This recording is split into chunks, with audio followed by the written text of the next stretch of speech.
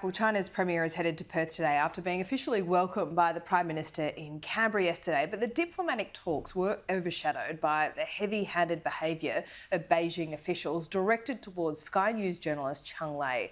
Joining me now here in the studio is the Nationals leader David Littleproud. David, great to see you. This was just outrageous yesterday. Should there be consequences? Oh, well, there should be an apology. This was disgraceful. When you come to someone's country, you respect their customs and their cultures.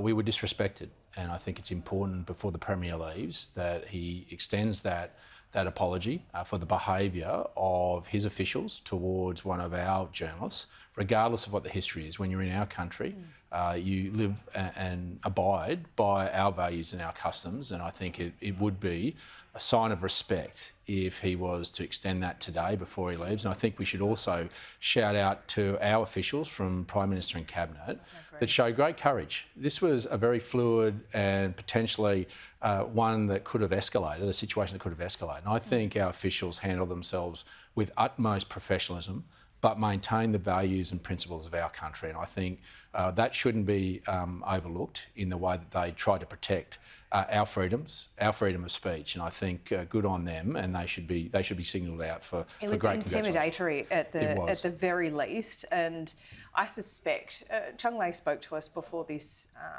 joint media conference yesterday, and she was explaining how much of an emotional day it was for her. Can you imagine being in that position and then these tactics being used on her?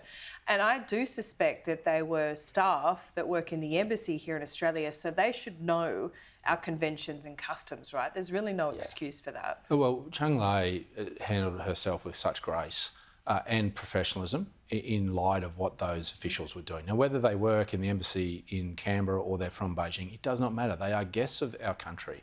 And this would not be reciprocated in China. If it was, our Prime Minister would be calling on our staff for retribution in terms of their standing within the diplomatic corps, but we'd be apologising. The Prime Minister would apologise for their behaviour because it's not acceptable if we undertook this in their country, and we don't see this as acceptable in our country. And I think this is a moment where the Premier could actually reset our relationship, and respect is restored. And I think that's the word that needs to be understood here, is respect. And I think the Premier could do that today by simply making that call very clear. Yeah, I think so too. Let's get back to our favourite topic, energy, right? Yeah. We've had this debate about 2030 and whether that is breaking the Paris Accord or not. Many business leaders think essentially in practice it would be breaking that accord. But what I want to talk to you about is what you flagged in the Australian newspaper today, that there wouldn't be any large-scale renewable projects if you were to win government. What do you mean by that? We're trying to alleviate the need for the burden of regional Australia. Now, there's a whole lot that have been done in regional Australia at the moment, and that's because they've been low-hanging fruit. They've been near existing transmission lines. And so this all-renewables approach means that we will continue to need significant amounts of large-scale renewable projects that tear up your food security and push up your food prices.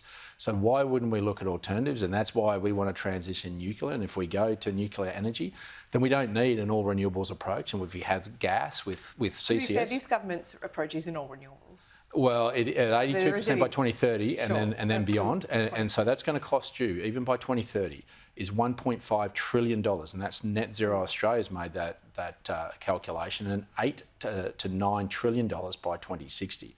So why wouldn't we spread our energy eggs across different baskets and have nuclear as well as gas with CCS and some renewables? But let's look to prioritise renewables in an environment they can't destroy, and work with state governments with what they've got. So are you saying 82% renewables by 2030 is too much? Would you have a new target then? Well, we'll have an energy mix that will be very upfront and honest about our trajectory towards net zero by 2050, and that's not a linear pathway.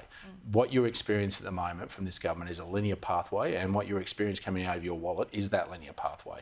So when you've got sovereignty of all your resources, why wouldn't you spread your risk and make sure that you don't put all your energy eggs in one basket, but spread it across a mixture, but also gives you base load power, because you won't keep manufacturing in this country. You can't keep subsidising. But you've got a 10-year gap as well. So what do you do in that 10 years to produce? That up with gas. You've got to firm gas is going to play a very significant role in firming up everything, as well as ensuring that nuclear can come online. Gas will play a significant role, and that'll be with carbon capture storage. That's zero emissions, and we'll do that in the right place. In fact, Japan is looking to use us as a carbon capture storage sink They're having nuclear. They're reopening their nuclear power plants as well as building a new 1,200 megawatt. They'll have renewables as part of that mix, but they'll have gas with CCS. So no economy of similar size of Australia has gone an all renewables approach, and this is what the government. But the government's not talking about all renewables. They just don't like talking about the 10 to 20% that has to be fossil fuels. Well, I think you'll find that they're going to get very close to an all renewables approach with batteries. And that's the approach that they've been very clear. If they're not, well, be very clear about what their mix will be. You'll see what we stand for. Peter Dutton and I are going to look Australians in the eye, and we're going to tell them there is a future to be made in Australia, and that's with reliable baseload power that's affordable and zero emissions. What's the mix? Well, that we'll announce very soon, but we'll get that mix right to make sure we spread out. Well, it's soon. I mean, we want to be upfront and honest. I mean, this is the thing. There is no climate war. There's how we get there.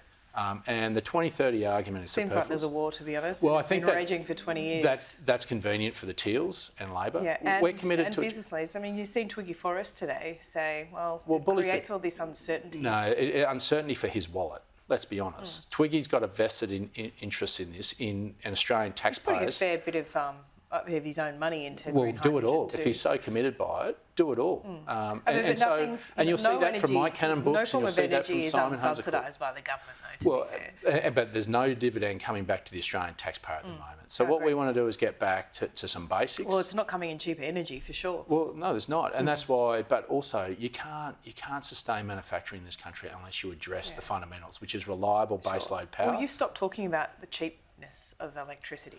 Well, we'll come back. Make no mistake. Because nuclear is expensive. Well, there's an upfront cost, but let me say that Who pays for that, though? Well, let me just say this. What you've got to understand is that this is an investment, a legacy over 80 to 90 years. And a nuclear power plant lasts a lot longer than a wind turbine, less than 20 years. And so CSIRO didn't factor in the dividend that we paid back to the Australian taxpayer for the extra 40 to 50 years beyond what they calculated the other day. And they also didn't take into account the capacity that we'd be running these at. They made assumptions, and that's fair enough. They had to make those assumptions, but we haven't told them what our energy mix would be. So how can they sit there and say this is accurate calculations? I get they're making assumptions. Will you produce those calculations? We'll be very upfront. Okay. Peter Dutton and I. How will you base those calculations? Based off what? Off our energy mix, about what lived experience. Capacity. Well, the capacity of how we'll build these plants, what capacity our nuclear power plants will have to run with, because on what the assumption that taxpayers pay for it, or well, we'll be upfront about the costs, about how it's paid for, and about the locations, everything. We're not going to hide anything. What you see is what you get out of Peter Dutton and I. We're going to be upfront and honest with the Australian people and just look them in the eye and say this is what strong leadership looks like. This is what it means to have a reliable energy system that is affordable, reduces our emissions, and gives us future of manufacturing something in this country. Probably don't care, but it's going to be hard for the Libs to win back some of those Teal seats with this. Well, I mean, with all due respect, I think many people in those Teal seats are feeling the pain that many people outside those seats are feeling about what's coming out of their wallets. We're not against, but these Teal people... I hate to argue with you, but the point is you're not promising anything cheaper either in the short term. What we're saying is we've got a sustainable future that's living up to those international commitments that those people in Teal seats ideologically view and believe in. I just say to those viewers that are from Teal seats, just take a little visit out west and understand the burden you're asking us to bear. For you to put your head on a pillow at night and think that you've saved the world, you've actually destroyed much of the environment where I live, and you're asking us to have our livelihoods taken away, and you've actually had your food security taken away. There is a better way. We can achieve this. We've got a lot of land here. Is it really tearing up the best agricultural land? Yeah, I was in Wagga last week. Can't that be... 2,000 Can't that acres. be mitigated though? Well, not with the way that we're going. Not everything's prime agricultural land though. We've got a lot of desert out there. Yeah, but then you've got to have the transmission lines to plug it in, and that goes across prime agricultural land. So this is the folly that Chris Bowen and co go down. And 2,000 acres of cultivation country in Wagga I saw last week is going under solar panels. That's your food security gone. Now I just say to people living in capital cities, we're with your ideology. We want to reduce our emissions, but just appreciate the burden that you're asking us to bear in regional Australia. And we just ask you to be fair.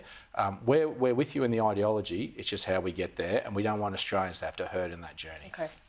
We should all get to the bush more. Yeah, totally. David, good to see you. Good to have you in the city. See you soon.